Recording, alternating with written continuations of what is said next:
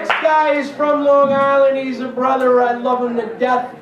Ladies and gentlemen, Mr. Michael Zimmelman!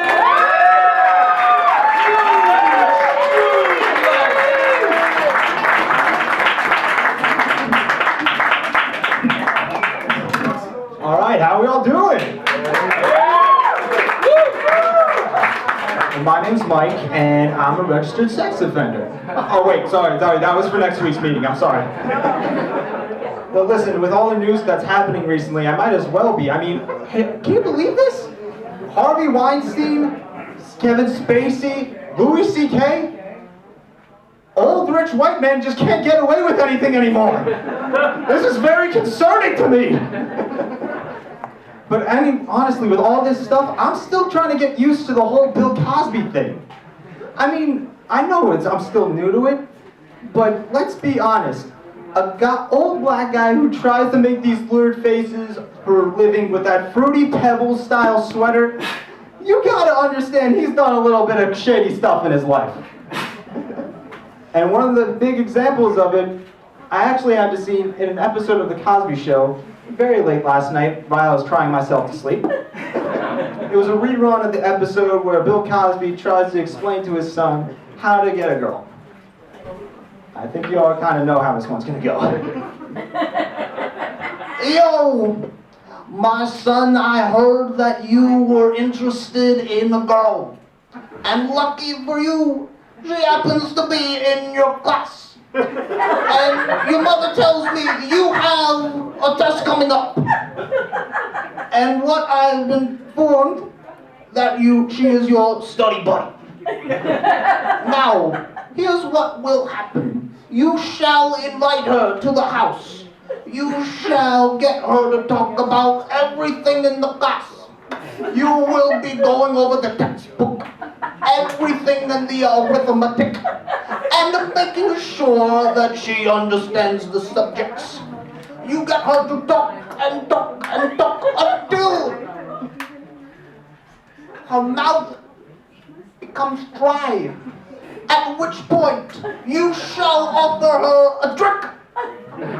Might I suggest a healthy, nutritious glass of grapefruit juice, high in vitamin C.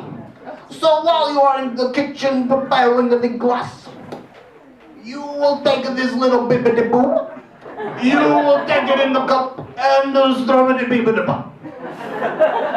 And then afterwards, when you get the little bibbidi-boo, you'll have this splendiferous time with the pudding about. And a little bit later, she will wake in a confused state, at which point you hand her a bran muffin and wish her on her way. I had a feeling this was going to happen. Oh man, to be honest with you, I'm kind of getting concerned. A buddy of mine just recently announced that they're having a baby, so I'm getting really excited for them. But I've noticed with a lot of people recently, they're missing a crucial element to parenting that happens way before the kid's even born. Now, we need to be honest, folks. Some people don't understand the importance of choosing a name for your kid. Because, as we all probably know, kids are really cruel. And a lot of people, you hear names when their kids are born, and it's like, oh, look at little Bill. We're going to call this kid Billy. He just looks like a Billy. Some people, most of them with a lot of money, tend to name their kids crazy and strange things. For example, Kim Kardashian happens to have 2 children named North and Saint. Now imagine going to the schoolyard and little Saint comes up saying, "Hey, you guys want to play kickball? Sure, kid. By the way, I'm Timmy. What's your name?" "My name is Saint." Well, that's not going to go over well. They'll be, "Oh, Saint, that's such an awesome name, man." They'll be like, "What kind of crack den did your mom come out of?" And that's not even the worst of it. There's a kid named Rainbow, and I'm hearing Gwyneth Paltrow named her daughter Apple. Seriously, I mean, what kind of drugs are women on when they give birth? Like, honestly, whatever they have, I probably want a little bit of that. And to be honest, we all want our kids' names to be special and make sure they're full of confidence and unique. But that does not give you the right to name your kid unique!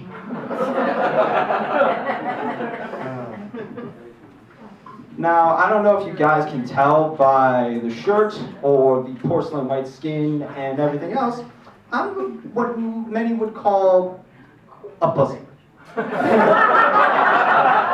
And a lot of this comes from the fact that before I act, I think before I act. But for the most times, I mess up. I'm human. And when I do, I have a tendency to mess up in a huge way. Prime example. Back when I was a little bit younger, I know I already look 16 without the beard, but come on guys, let's just say I'm 21 and just keep going from there.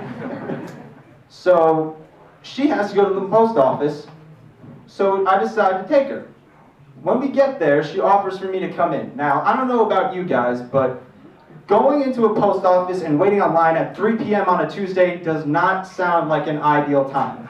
Quite honestly, I'd probably rather drink a glass of bleach. So she offers, but I kindly say, no, it's all right, baby. I'll just park the car. I want to be nice, so there's a nice convenient spot right in front of the post office. So I try to park the car, very parallel parking. Again, I'm also an insecure driver too. So when I get out thinking I do a good job, who do I happen to see but an old man walking by just like, buddy, are you stupid or something? I don't know what you mean, sir. Look at how far the car is out from the curb. You're gonna get that thing dented. Now naturally, I'm thinking to myself, hey, he's probably right. I don't know that much. So I go back in the car, work on it a little bit extra. As soon as I get out, dude, are you blind? Come on! And now I'm starting to get a little bit pissed off at this guy. He's really starting to, grind my gears. So I think this time, all right, I'm gonna really focus down. I'm gonna get in that car. I'm gonna make sure this is the greatest parking job I've ever done. I had this thing for 5 minutes. 5 minutes doing the turns, trying to make sure I check all the mirrors. I'm just waiting for it at this point. It's just like, don't get out. You know you're gonna probably punch an old man in the face. Please don't do it. Lo and behold, boy, who taught you how to drive? Helen Keller? At this point, this is when I went off. All right, look, pal. You can't talk to me like that. I'm sick and tired of this. If you think you can do better, you try.